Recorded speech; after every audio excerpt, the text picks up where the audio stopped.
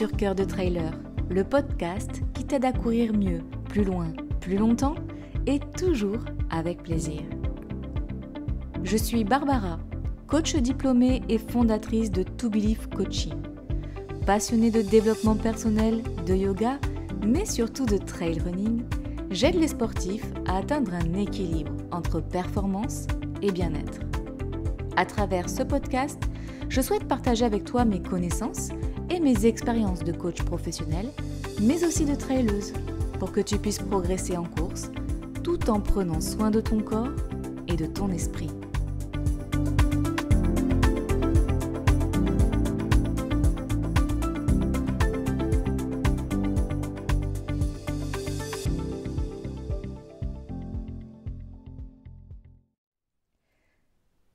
Tu l'as sûrement remarqué, mais ces dernières années, il y a des courses qui deviennent quasiment impossibles à intégrer si tu ne réagis pas en quelques heures après l'ouverture des inscriptions.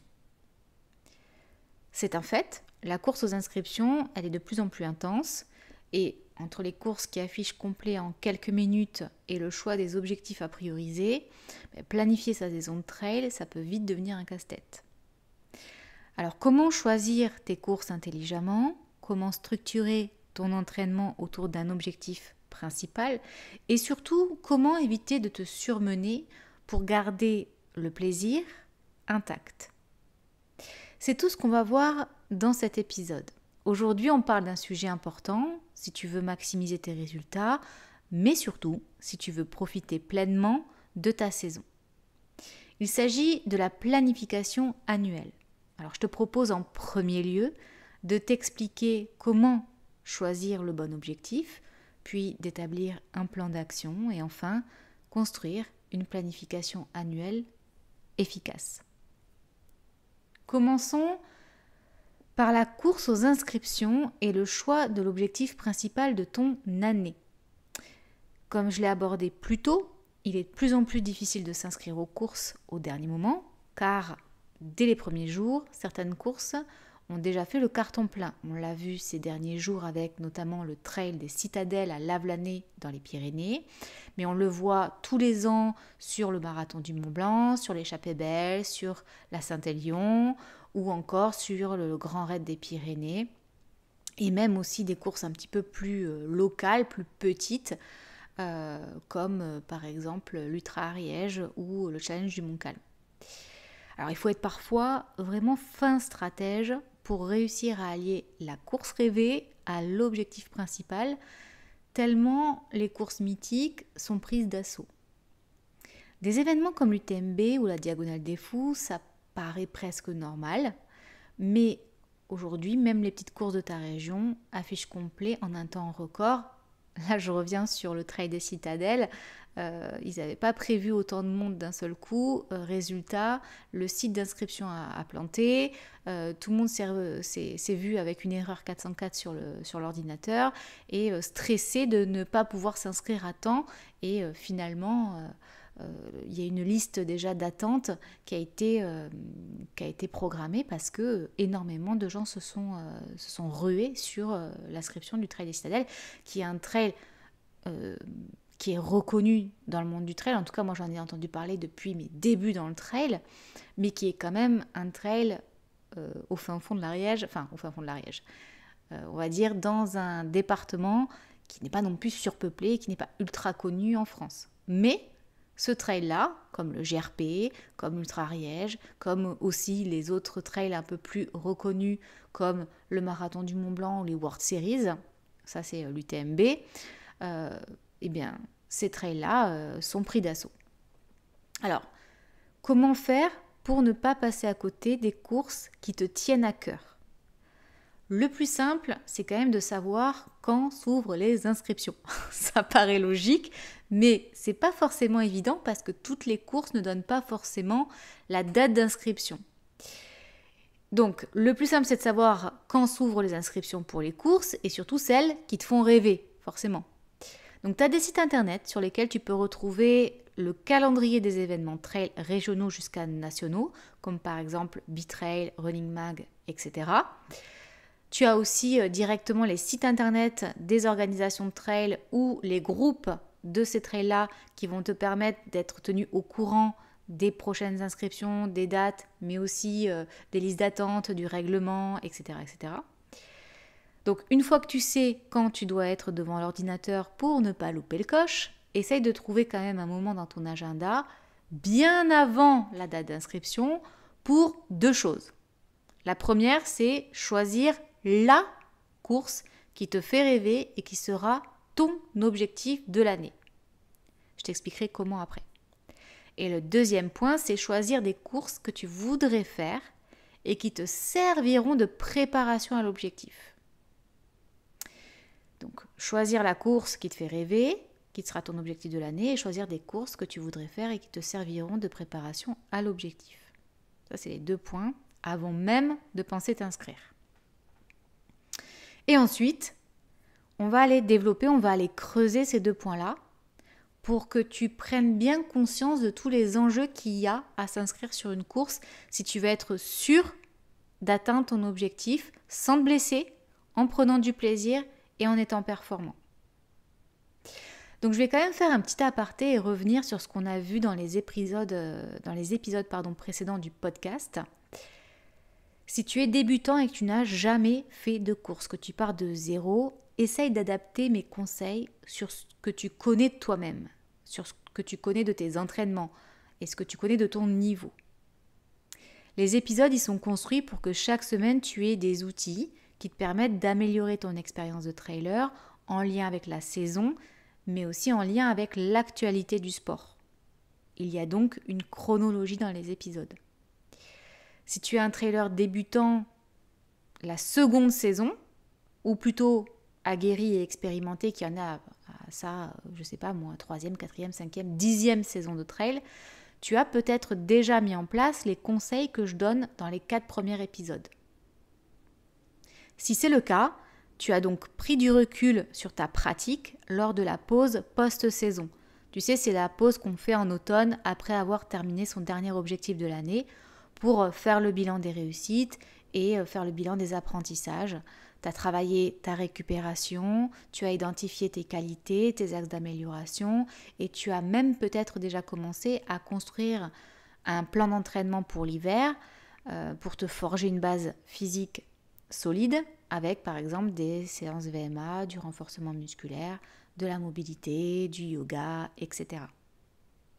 Donc ça, c'est ce que j'ai abordé dans les 4 premiers épisodes du podcast. Et donc avec tout ça, normalement, bien avant de t'inscrire à la course, donc bien avant la date fatidique d'inscription, tu dois avoir une vision plus claire. Plus claire de la course qui te fait rêver, qui sera ton objectif de l'année. Et cette course, c'est vraiment ton grand objectif, celui qui te fait vibrer. Donc, c'est quelque chose que tu vas avoir en tête à chaque sortie, à chaque fois que tu seras démotivé. Tu peux même mettre une pancarte dans les pièces que tu visites le plus dans ta maison ou te mettre une croix en rouge dans le calendrier sur ton agenda pour te rappeler que tu as pris la décision d'aller vers cet objectif. Et dès lors que tu prends la décision d'aller vers cet objectif, c'est pour l'atteindre. D'accord ?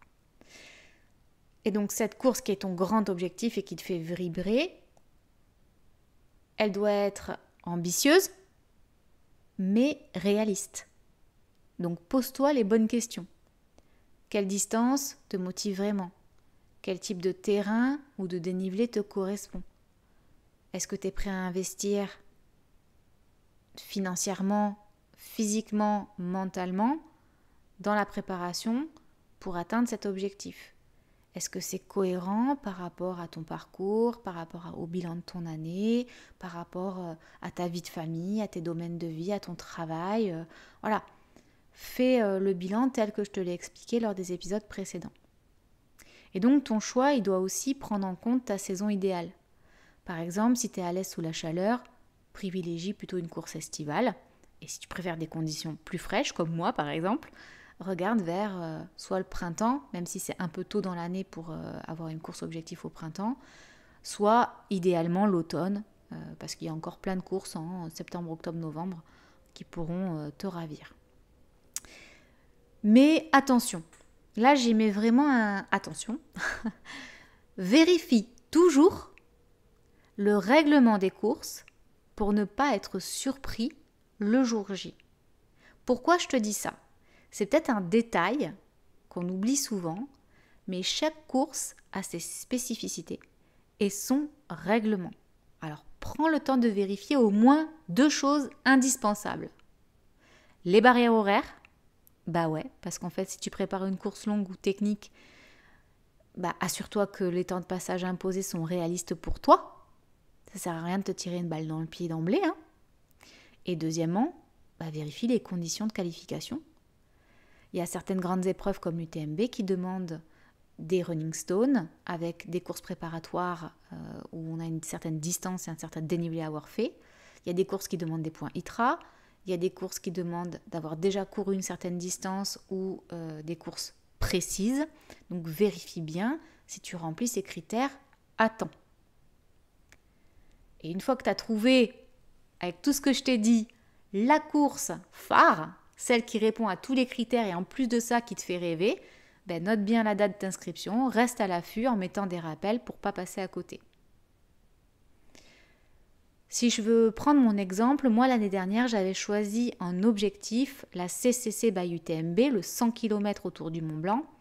Mais pour pouvoir s'inscrire à l'UTMB, évidemment il a fallu que je fasse des choses avant. Ça veut dire que cet objectif-là, je l'ai planifié 2 ans avant la date fatidique.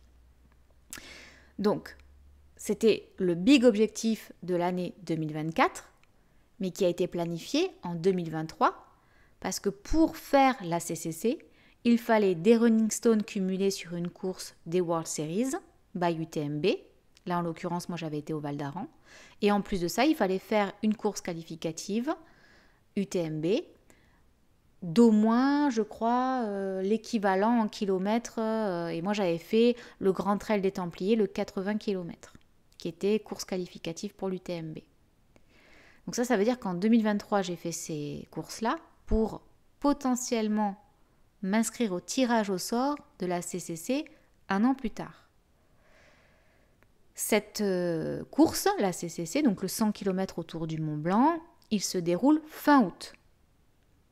Donc moi, j'ai été tirée au sort en janvier. Ce qui veut dire que j'ai su en janvier que fin août, j'allais courir cette course. Donc il m'a fallu planifier 8 mois d'entraînement. Et donc, planifier ces 8 mois d'entraînement, ça veut dire aussi planifier les courses préparatoires qui vont me permettre de valider les étapes, qui vont m'indiquer que je vais bien vers le bon chemin, afin de réussir mon objectif. Donc j'ai eu ce fameux sésame, ce cher sésame donc de tirage au sort. Je me suis inscrite, j'ai payé mon billet et j'ai quand même eu de la chance parce qu'il n'y a pas beaucoup de place et beaucoup de demandes. Bon, normalement si tu me suis, tu sais que le succès n'a pas été au rendez-vous sur cette course, mais c'est pas le sujet ici.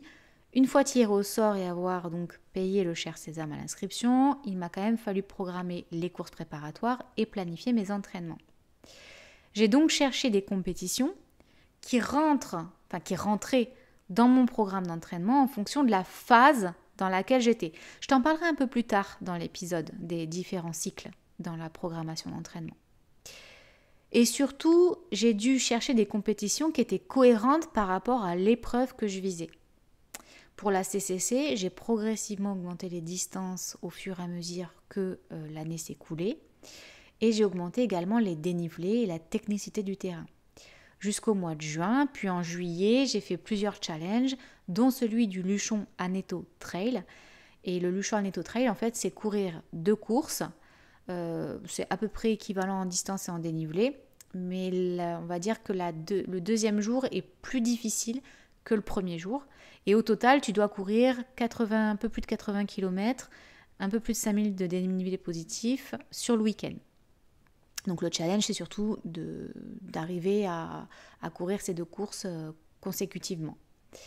Et donc, pour moi, je m'étais dit dans ma tête, ce challenge, c'est le signal, le drapeau vert pour mon départ à la CCC. Il faut savoir que pour aller à la CCC, il y a le prix du dossard, mais il y a aussi le matériel obligatoire, il y a l'alimentation puisque c'est de la semi-autonomie, mais il y a aussi l'assurance, les frais d'hébergement, la logistique avec l'assistance, tous les bus qu'il y a à prendre sur place parce qu'ils font écologie, etc., etc. Donc on a quand même pour un peu plus de 2000 € en tirant les prix au plus bas. Donc pour pouvoir aller à la CCC quand tu n'as quand même pas non plus de grands moyens, il faut être sûr de pouvoir faire cette course et de la faire bien. Et donc, les signaux étaient au vert et tout s'est bien passé pour que j'aille affronter le Mont Blanc. Et au final, c'est ce qui s'est passé à la CCC puisque tout allait très bien jusqu'au 75e kilomètre où là, j'ai eu une grosse fatigue et j'ai décidé d'abandonner avant qu'on me recale à la dernière barrière horaire de Valorcine, tout simplement parce que j'avais perdu le sens de cette course, de ma pratique, voilà. J'avais aucun pépin physique, mais j'avais juste peut-être pas mesuré que cette course était très très très loin de qui j'étais en réalité.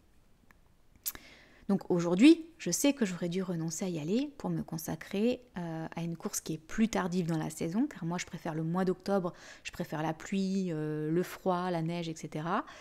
Et donc pour mes courses objectifs, il faut que je privilégie plutôt une saison tardive. Et en plus, ma préparation physique en 2024 a subi quand même un gros retard à cause d'une grosse blessure que j'ai eue en dehors des sentiers, que j'ai eue à la gym. Double entorse, donc malheureusement ça m'a immobilisée pendant des mois et on va dire que la préparation n'a pas été au niveau de l'enjeu, même si au final, encore une fois je le répète, je n'ai pas eu de blessure physique, j'étais très bien, le lendemain je courais déjà, donc finalement j'étais plutôt bien préparée malgré tout. Mais bon, on va pas refaire l'histoire, cette expérience à la CCC m'a quand même permis de courir quelques semaines plus tard. Finalement, l'objectif que je vais réussir dans l'année, le 100 km du Grand Raid Qatar, je l'ai terminé. Pour moi, l'objectif 2024 a été atteint. J'avais décidé de faire un 100 km dans l'année, je l'ai fait. Donc, revenons à nos moutons, ou plutôt à nos sentiers, et abordons le deuxième point, c'est de choisir des courses préparatoires qui répondent quand même à certains critères bien définis, et on va y revenir un peu plus tard. Une fois que ton objectif principal est clair, qu'il est posé et que tu t'es inscrit en vérifiant tout ce que je t'ai dit tout à l'heure, il va falloir que tu penses à intégrer des courses préparatoires comme moi j'ai fait par exemple l'année dernière pour la CCC. Ces épreuves, elles te permettent plusieurs choses. Déjà de tester ton entraînement, ta forme physique, de tester ton matériel, ton alimentation, de tester ta stratégie de course aussi et l'assistance, d'expérimenter ta gestion de l'effort, de travailler aussi des points précis comme des techniques de montée, des techniques de descente, l'enchaînement des ravitaillements, etc., etc. Mais encore une fois, toutes les courses ne se valent pas comme préparation. Alors, je vais essayer de te donner 2-3 critères qui te permettent de vérifier que ces courses-là peuvent être prises comme des courses préparatoires. Déjà, il va y avoir la distance. Donc, on va plutôt opter pour des distances progressives en amont de ta course principale. Donc, si tu prépares un 80 ou un 100 km, tu vas faire quelques courses de 20, 30, 40, 50 maximum, maximum de chez maximum, pendant toute la phase préparatoire, très très très en amont de ta course. Et puis peut-être que quelques semaines, mois avant l'objectif principal, tu vas intégrer des week-end shocks durant lesquels tu vas parcourir un peu moins que la distance visée et un peu moins que le dénivelé visé peut-être, mais sur plusieurs jours consécutifs. Et ça serait vraiment idéal. Donc, on opte pour des distances progressives et on va augmenter la charge progressivement jusqu'à, on va dire, un mois de l'objectif. Ensuite, on va aller vérifier un deuxième critère, c'est le profil du parcours. On va essayer de trouver des parcours similaires à ton objectif principal en termes de dénivelé ou de technicité du terrain. Donc évidemment, si tu vises une course en montagne, moyenne et haute montagne, ça serait bien d'éviter d'aller faire des 10 km, des semi-marathons et des marathons en ville. Si tu vois ce que je veux dire, ça paraît logique, mais il y en a qui le font. D'ailleurs, si tu prépares un ultra ou un trail long, privilégie des sorties longues en mode rando-trail en montagne plutôt que de la VMA sur piste. Après, si tu prévois de faire des trails un peu plus courts, très rapides et que tu veux vraiment avoir un bon classement, le travail de VMA et de PMA, de puissance maximale aérobie, sera indispensable. Mais peut-être pas sur piste, peut-être que tu le feras en côte, peut-être que tu vas alterner les terrains. Et enfin, peut-être je peux te donner une troisième astuce, un troisième critère, c'est la saison de la course, tout simplement. Donc en fonction de la planification de ton objectif et en fonction des autres courses qu'il va y avoir dans l'année, il faut que ça réponde à ton cycle d'entraînement. Donc j'en parlerai juste après quand je vais t'expliquer comment on va structurer et planifier ces cycles d'entraînement. Mais si la course que tu veux faire, qui est préparatoire, donc c'est vraiment une course secondaire, une course préparatoire à l'objectif, elle est positionnée sur une phase où tu es censé être en récupération, tu vas pas y aller, parce que sinon tu vas te griller. Si elle tombe sur une phase, et on va le voir juste après, de pic de forme, tu vas y aller, mais il faudra faire attention quand même à ne pas aller trop loin pour ne pas, on va dire, griller des cartouches que tu ne pourras pas récupérer après. Donc ces courses-là secondaires, elles doivent être vues comme des étapes et pas des objectifs finaux. Tu dois les courir avec l'idée en tête que tu ne joues pas ta vie sur cet objectif, que c'est vraiment du test, c'est de la course préparatoire. Donc tu n'es pas là pour faire un temps, tu n'es pas là pour faire un chrono, tu n'es pas là pour vivre ta meilleure course de ta life, c'est pas l'objectif principal, c'est une étape. Et leur but de ces courses, c'est de te préparer, pas de te griller. D'ailleurs, on va aborder le dernier point de cet épisode qui est la planification. Donc la planification, c'est comment structurer sa saison autour de l'objectif principal et des courses préparatoires. Une fois que tu as choisi toutes tes courses, que tu as fait tes inscriptions, que tes événements sont positionnés dans ton agenda, tu vas planifier ce qu'on appelle des cycles d'entraînement. J'en ai déjà parlé un petit peu plus tôt, mais sans vraiment développer. L'idée, c'est de structurer ton entraînement autour de ton objectif principal en définissant des cycles clairs, par phase, pour maximiser ta progression. Alors, petit disclaimer, je ne suis pas préparateur physique.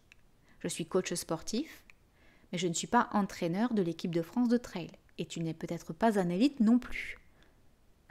Donc, on ne va pas aller dans des points précis de la performance, d'accord ? Ce n'est pas l'objet de ce podcast. L'objet de ce podcast, c'est vraiment de répondre à tout un chacun. Par contre, que tu sois amateur ou expérimenté, il est important d'avoir une idée globale de ce que tu dois mettre en place pour atteindre ton objectif, en prenant du plaisir, en progressant, mais aussi en ne te blessant pas en chemin. Je ne vais pas te détailler la planification par cycle comme on peut le voir chez les compétiteurs, mais je vais te donner les grandes lignes pour que tu puisses avoir une vision globale de ta saison et comment elle doit être structurée.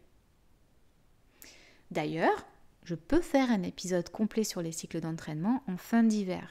Si tu souhaites que j'aborde ce sujet plus en détail, c'est possible. N'hésite pas à me le dire dans les commentaires de ce podcast. D'ailleurs, j'en profite pour te dire aussi que tu peux noter Cœur de Trailer sur Spotify avec des petites étoiles. Si tu en mets 5, tu soutiens mon travail et tu fais monter le podcast dans les tendances pour qu'un maximum de personnes puissent le découvrir. Sinon, tu peux aussi directement le partager à tes proches ou sur tes réseaux sociaux.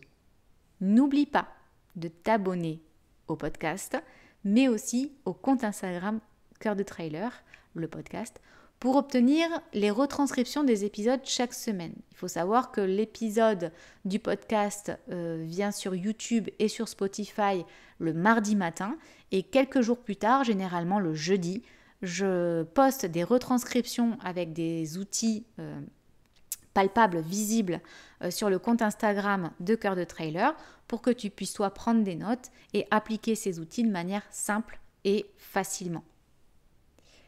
Voilà, ça c'était la petite parenthèse, abonnement et commentaires et like. Donc mes 3 conseils pour bien structurer ta saison de trail sont: 1. Découper l'année en cycles. 2. Planifier des pics de forme. Et 3. Garder de la flexibilité. Commençons tout de suite par découper l'année en cycles. Tu vas imaginer que tu as 6 mois pour te préparer à ton objectif principal. Tu peux diviser ton année en plusieurs cycles d'entraînement qu'on va appeler des macrocycles.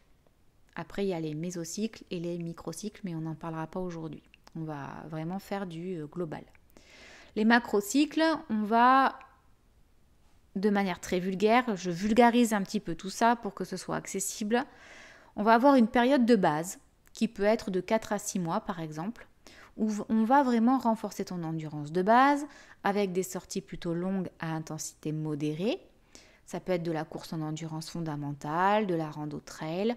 On va intégrer du renforcement musculaire type préparation physique générale, PPG, mais aussi un petit peu de préparation spécifique pour construire à la fois ton corps solide, que tu auras déjà renforcé pendant l'hiver, mais aussi prévenir les blessures éventuelles qui peuvent intervenir avec la mise en charge, avec la progressivité de mise en charge dans l'entraînement. Donc, tu le sais, je suis une grande fan de yoga et dans la pause hivernale, je t'ai conseillé d'intégrer une routine mobilité yoga le matin ou le soir. Alors, si tu as réussi à maintenir ta routine, continue même pendant tes cycles d'entraînement. D'ailleurs, moi je pense que ça devrait être obligatoire tous les matins, 10 minutes de yoga pour tout le monde. Moi, présidente, je veux qu'il y ait du yoga tous les matins.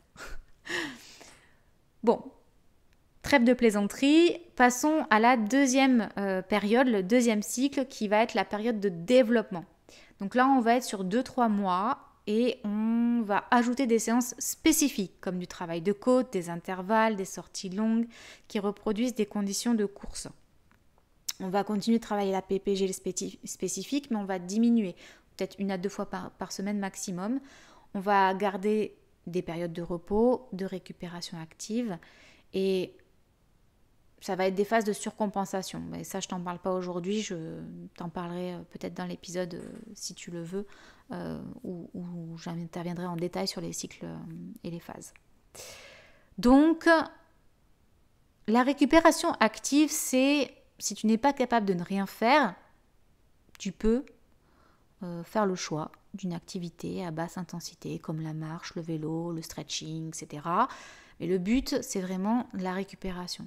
Donc, essaye de prendre du repos, à la fois en gardant un sommeil nocturne optimal, mais peut-être en intégrant des phases de sieste ou vraiment de lâcher prise sur l'entraînement. Et la troisième grande phase, la troisième période, le troisième cycle, ça sera, on va dire, 3 semaines maximum. Il y en a qui prennent peut-être 1 mois, mais moi je dis 3 semaines maximum d'affûtage avant l'objectif. Où là, on va réduire progressivement le volume d'entraînement pour arriver vraiment en pleine forme le jour J. On est au taquet, on est frais, à la fois physiquement et mentalement. Donc dans l'affûtage, il va y avoir une réduction progressive du volume d'entraînement, mais aussi on va essayer de mettre en place tout un environnement positif pour vraiment être déchargé de toute émotion désagréable, de pensée négative et d'être chargé à bloc de tout le contraire, c'est-à-dire les émotions agréables, les pensées positives, etc. Donc tu peux maintenir de l'intensité dans tes séances, mais dis-toi bien une chose, s'il y a des trucs que tu n'as pas bossé avant, ce n'est plus le moment de le faire. C'est trop tard. Et ce sera noté pour l'année prochaine dans ton petit carnet. Tu peux te référer aux épisodes précédents pour l'explication du petit carnet. Donc je n'empêche en aucun cas mes athlètes d'aller courir ou de faire une sortie montagne pendant cette période d'affûtage ou de faire une séance d'intensité s'ils le souhaitent. Simplement, il faut comprendre que c'est une période cruciale qu'il ne vaut mieux pas louper. Et si tu brûles tes cartouches à ce moment-là, tu ne les auras pas le jour de ton objectif. Si aujourd'hui tu te dis c'est évident, laisse-moi te dire que le jour où tu es dans cette phase-là, on en reparlera. Je ferai d'ailleurs peut-être un épisode complet sur le développement personnel ou la préparation mentale dans le cycle d'affûtage parce que y a des pépites. J'ai des exemples tout autour de moi. Franchement, je me dis, mais les gars, vous vous auto-sabotez. C'est pas possible d'avoir autant donné pendant toute l'année et tout grillé parce que vous êtes en forme et que vous voulez faire péter la meilleure séance de votre life alors que vous êtes à 2 semaines de l'objectif. Sérieux, vous vous tirez une balle dans le pied. Donc après avoir défini globalement ces cycles, il est important de planifier des pics de forme. Tout à l'heure, je t'ai parlé des cycles dans ta planification annuelle. Et en fait, à l'intérieur de ces cycles-là, tu as différentes phases pendant lesquelles tu vas pouvoir intégrer des périodes de récupération, de surcompensation. Et à la fin de certaines périodes, tu auras l'impression d'être au top de ta forme, invincible et prêt à faire des folies. Alors comme je viens de te le spoiler, attention, c'est là qu'il faut faire hyper gaffe. Et si tu as une super idée, dis-toi que elle est pourrie. Donc n'y va pas. Concentre-toi sur, allez, 1, 2, voire 3 moments maximum dans ta préparation où au moment où tu vas atteindre ton pic de forme, tu vas peut-être être sur une course préparatoire, une course test. Comme tout à l'heure, je te l'ai dit, la course test, c'est pas l'objectif principal. C'est là pour tester. Donc ne cherche pas à déchirer ton record ce jour-là. Mais ne cherche pas non plus à trop te compliquer la vie. Parce que tu sois débutant ou expérimenté, tu n'es pas un élite. Enfin, si tu l'es, que tu écoutes mon podcast, j'en serai très fière. Et je te remercie d'ailleurs, envoie-moi un message privé pour me le dire, parce que ça me comblerait de bonheur. Mais cela dit, ma cible à travers ce podcast, c'est plutôt monsieur et madame tout le monde qui pratiquent le trail en amateur. Donc qu'on soit bien d'accord, si tu essaies d'être au top à chaque course que tu vas faire, tu risques de t'épuiser, pire, de te blesser. Avec un objectif principal et des courses préparatoires bien définies, des périodes de récupération planifiées, tu vas maximiser tes chances de performer sans te blesser et surtout profiter du plaisir de tes courses et de ta progression. Donc, tu vas avoir des pics de forme. Si tu veux aller t'éclater sur une course préparatoire, vas-y. 1, 2, voire 3 maximum. Mais attention, ne grille pas tes cartouches. Reste en dessous de ce que tu peux donner. Et surtout, te prends pas la tête avec les stats. La course objectif, c'est pas maintenant. Et je sais, ça fait du bien à l'ego et à ta motivation d'aller sur des courses préparatoires et de te sentir vraiment surhumain sur ces courses-là. Donc, fais-toi plaisir. Mais fais-toi plaisir en conscience et surtout en contrôle. Bon, maintenant qu'on a bien tout structuré, bien tout planifié, j'ai envie de terminer en te donnant un conseil peut-être essentiel, important, primordial, je ne sais pas, mais un conseil qu'on ne doit pas souvent te donner. Et j'ai envie de le faire parce que je serai peut-être la première à ne pas le faire. Donc, je te le dis, lâche-toi la grappe. Laisse-toi une marge de manœuvre dans ton plan. La vie, c'est pas tout noir ou tout blanc, ça peut être gris, ça peut être gris foncé, gris clair. Il y a des imprévus, il y a des ressentis, il y a des événements, voilà, et ça peut nécessiter des ajustements. Et comme je te l'ai dit dans les épisodes précédents sur le bambou qui ne casse pas, qui se plie mais qui revient à son état normal parce qu'il est mobile, parce qu'il est agile, eh bien, sois agile.